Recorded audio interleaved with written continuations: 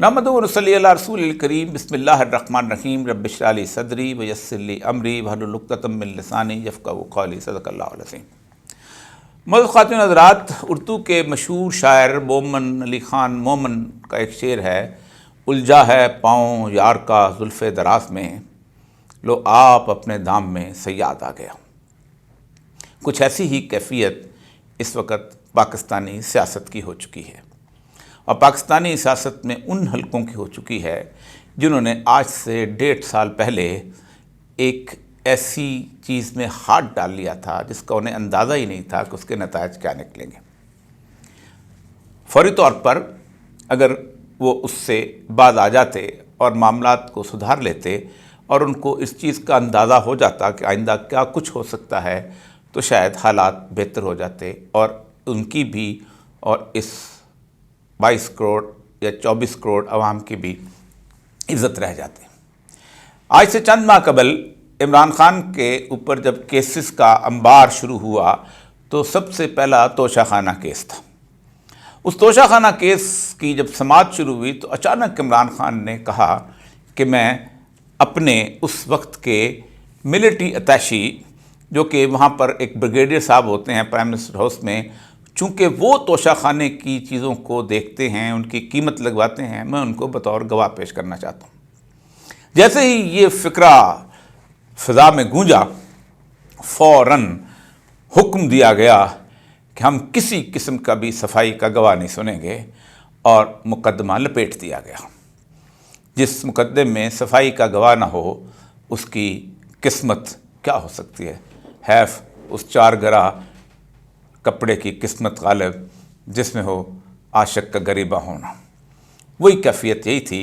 کہ high court میں جاتے ہی وہ کیس جو تھا وہ پھک سے اڑ گیا، کیونکہ دنیا میں بنیادی دستور یہی ہے ہر قانون کا کہ nobody should be condemned unheard, کسی کو سنے بغیر فیصلہ نہیں کیا جا سکتا۔ لیکن آج 2-3 مہینے کے بعد ایک ایسی ہی گونج اور بھی آئی ہے، اور یہ ہم پہلے دن سے کہہ رہے تھے کہ سائفر کا مقدمہ ایسا ہے کہ جس کو جتنا بھی چھپاؤ گے اتنا ہی اس کے اندر سے ایسی چیزیں نکلیں گی کہ پھر آپ کو یہ مقدمہ ایک دن ختم کرنا پڑے گا۔ کیونکہ یہ مقدمہ صرف پاکستان کا نہیں ہے، اس مقدمے کے اندر ایک بہت بڑی ریاست امریکہ بھی شامل ہے، جس کے سفیر کو بلا کے باقاعدہ سرزنش، جسے ڈیماش کہا جاتا ہے، وہ بھی کی گئی ہے۔ آج عمران خان صاحب نے کہا کہ میں اس میں 2 لوگوں کو گواہ کے طور پر پیش کرنے کے لیے بلانا چاہتا ہوں۔ اس میں پہلا سابق army chief general Qamar Javed Bajwa ہیں، جن کے بارے میں اس سائفر میں ایک نازیبا سی گفتگو بھی ہے، اور دوسرا یہ کہ میں امریکی ایمبیسی سے لوگوں کو بلاؤں گا کہ وہ تشریف لائیں۔ دونوں کے معاملات کے اندر شاید قمر جاوید باجوہ صاحب تو نہ آ سکیں، کیونکہ جس وقت جناب قاضی فائز عیسیٰ صاحب نے، جنہیں اب 78 دن ہو چکے ہیں، انہوں نے ابصار عالم کی بنیاد کے اوپر، اس کی ایک کاغذ کی اور اس کی ایک گواہی کی بنیاد کے اوپر کمیشن قائم کیا، اور اس کے ساتھ اس کمیشن میں کہا کہ اس وقت کے وزیر اعظم اور اس کے وزیر داخلہ یعنی شاہد خاقان عباسی اور اس کے ساتھ ساتھ حسن اقبال کو بلایا جائے، تو انہوں نے کہا کہ جب جنرل فیض پیش ہوگا تو ہم بھی ہو جائیں گے۔ تو یہ ایسی کیفیت ہے کہ جو گزشتہ کئی سالوں سے چلتی چلی آ رہی ہے۔ پاکستان کی تاریخ میں سوائے جنرل یحییٰ اور جنرل نیازی کے، جو حمود الرحمن کمیشن کے سامنے پیش ہوئے تھے، اور چونکہ وہ اس وقت حالات ہی ایسے تھے، اس کے بعد کسی شخص کو یہ جرأت نہیں ہو سکی کہ کبھی آرمڈ فورسز سے لوگوں کو عدالت میں پیش کروائے یا فیصلے پر عمل درآمد کروا سکے۔ مشرف ایک دفعہ پیش ہوئے تھے، اور جو جس طرح کی حالت ہوئی تھی اس کے بعد ان کو ایک خاص احتیاط کے ساتھ آرمی کے ہاسپٹل میں رکھا گیا تھا، اور پھر جنرل راحیل شریف کی مہربانیوں سے وہ ملک چھوڑ کر چلے گئے تھے۔ یہاں پر مشرف کے ساتھ امریکہ کا سلوک اور آئندہ اس سائفر کیس کے اندر امریکہ کے سلوک کی مشابہت نظر آ رہی ہے۔ امریکہ کی ایک پالیسی ہے، اور وہ دنیا کے ہر ملک میں اس کو نظر آتی ہے۔ جب تک کوئی شخص ان کے کام آ سکتا ہے وہ ان کے لیے اہم رہتا ہے، ورنہ اسے ایک چلے ہوئے کارتوس کی طرح اٹھا کر پھینک دیتے ہیں۔ تقریباً 12 ممالک ایسے ہیں جن کے اندر امریکہ نے اپنے بندے جنوبی امریکہ میں لگائے تھے، لیکن جب ان لوگوں نے مقصد جسے کہتے ہیں پورا نہ کیا یا مقصد پورا کرنے کے قابل نہ رہ گئے، تو پھر امریکہ ہی ان کے خلاف گواہ بن کے سامنے آ گیا۔ پرویز مشرف نے 20 سال امریکہ کے لیے جو کچھ کیا شاید ہی کوئی اس خطے میں کر سکے۔ کہا جاتا ہے کہ ضیاء الحق نے بھی کیا تھا، لیکن پرویز مشرف نے تو اس پاکستان کے بنیادی اساس کے خلاف، وہ لوگ جن کے بارے میں کہا جاتا تھا جن سے محبتوں کا ایک رشتہ قائم ہوا تھا، ان کے خلاف، افغانستان کے لوگوں کے خلاف باقاعدہ اس سرزمین کو استعمال ہونے دیا، اور پھر اپنے لیے 70,000 جانوں کا تحفہ بھی وصول کیا، جو اس دہشت گردی کے نتیجے میں یہاں سے جانی پڑی۔ مشرف نے امریکہ میں ویزا کے لیے اپلائی کیا، لیکن مشرف بیچارہ امریکہ نہ جا سکا، اور پھر دبئی میں ہی کسی ایک جگہ اپنی زندگی کے آخری ایام گزارتا رہا، اور ایک ایسی مرض کا شکار ہوا کہ جب دوست اس سے ملنے کے لیے جاتے تھے تو ملنے سے انکار کر دیتا تھا، کیونکہ کہتا تھا کہ میری حالت اس قابل نہیں کہ میں دوستوں کو اپنا چہرہ دکھا سکوں۔ اس وقت بھی اگر عمران خان امریکن ایمبیسی کو خط لکھیں گے تو خطرہ بہت ہے کہ شاید امریکن ایمبیسی والے اپنے کسی آفیسر کو، یا ہو سکتا ہے ڈونلڈ لو کو ہی بھیجیں کہ جاؤ جا کے اڈیالہ جیل کے اندر بیان ریکارڈ کرو۔ اس وقت یہ انکار بھی نہیں کیا جا سکتا گا کہ ہم امریکی جو آدمی آنے والا ہے اس کو سیکورٹی نہیں دے سکتے،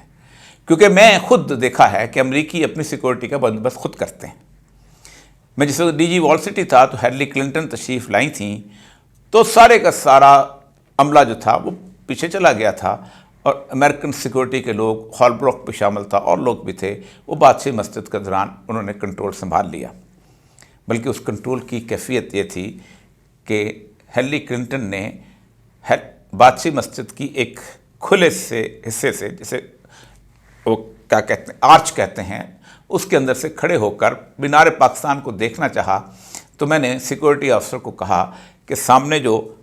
مکان نظر آتے ہیں این ممکن ہے اس میں سے کوئی شخص فائر کر دے یا راکٹ لانچر ہی فائر ہو جائے، تو اسے نہ جانے دیں۔ تو اس نے کہا تم یہاں آدھا گھنٹہ بھی کھڑے ہو جاؤ تو ہم نے اس پورے علاقے کو سیٹلائٹ سے کنٹرول کیا ہوا۔ تو اگر امریکہ نے ایسا کیا تو اس وقت کیا ہوگا؟ کیا آپ کی کسی قسم کی کوئی ڈپلومیٹک صورتحال کام آ سکے گی؟ دوسری بات یہ ہے کہ کیا کبھی امریکہ نے ایسا نہیں کیا؟ امریکہ نے ایسا کیا، اور بار بار کیا۔ پینوشے ان کا لاڈلا تھا۔ جب چلی میں اس کے خلاف مقدمہ چلنے سے لگا تو امریکن ایمبیسی کے لوگ خود گواہی دینے لگے کہ اس شخص نے فلاں فلاں لوگوں کو مسنگ پرسن کیا تھا، اور پھر چلی کو امریکہ میں بھی پناہ نہ مل سکی، وہ کہیں اور اس کو جانا پڑا، وہاں سے پھر بڑی مشکل سے وہ لندن گیا، اور پھر امریکہ نے جہاز میں جاتے ہوئے اس کو پکڑ کے چلی کی عدالت کے حوالے کر دیا، جہاں اس کے خلاف مقدمہ چل رہا تھا۔ وہ امریکہ کی اسکول آف امریکاز کی ملٹری اکیڈمی کا ٹرینڈ جرنیل تھا۔ پتہ نہیں، مجھے اس دن سے خوف آتا ہے کہ جس دن یہ لوگ سائفر کے اس مقدمے کے اندر اپنے اس مقصد کو حاصل کرنے کے لیے یہاں تک پہنچ جائیں گے، لیکن نہیں لگتا، کیونکہ جیسے بھگ سے اڑا وہ کیس، ویسے یہ کیس بھی اڑ سکتا ہے، کیونکہ اس کی ایک بنیادی وجہ ہے۔ سائفر اس وقت میرے سامنے ہے، یہ اس وقت پورے کا پورا سائفر پوری دنیا میں چھپ چکا ہے۔ دنیا میں اب آپ سائفر کو چھپا نہیں سکتے۔ یہ انٹرسیپٹ کا پورا سائفر ہے، اور اس سائفر کے اندر بتایا گیا ہے کہ اگر آپ عمران خان کے خلاف عدم اعتماد کی تحریک کو منظور نہیں کرتے تو پھر آپ کا حشر ہم دیکھ لیں گے، ہم امریکن یونین کیا، یورپی یونین کیا کرتے ہیں، اور اگر وہ منظور ہو گئی تو پھر آپ کو معاف کر دیا جائے گا۔ جس کے اوپر 2 دفعہ جب شہباز شریف کے زمانے میں بھی اور خود عمران خان کے زمانے میں بھی نیشنل سیکورٹی کونسل، جس میں تمام لوگ جو ہیں وہ موجود ہوتے ہیں، آرمی چیف بھی اور تینوں آرمی چیف بھی اور joint chief of army staff بھی، وہ بھی موجود ہوتے ہیں، ان لوگوں نے باقاعدہ امریکی ایمبیسڈر کو دماشق کرنے کے لیے سفارش کی تھی۔ ایسے حالات کے اندر سائفر کا مقدمہ چلانا آگ سے کھیلنے کے مترادف تھا،